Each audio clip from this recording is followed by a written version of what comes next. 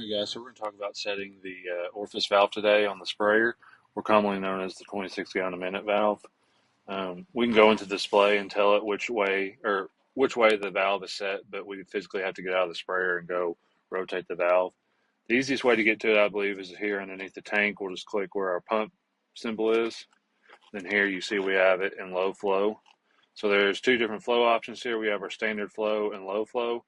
Anything over 26 gallon a minute, we want to be in standard flow, and anything less than 26 gallon a minute is in low flow.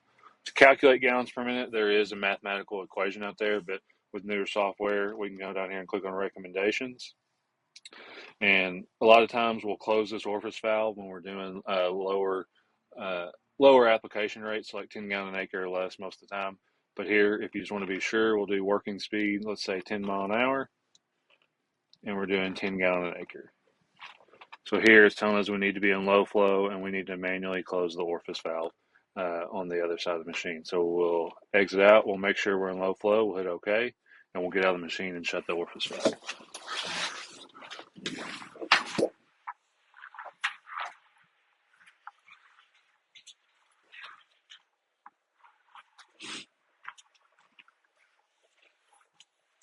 So on the bigger model sprayers, it's always over here on the loading side, like on 4023s, and some of the smaller sprayers, it's over on the other side in front of the rear tire.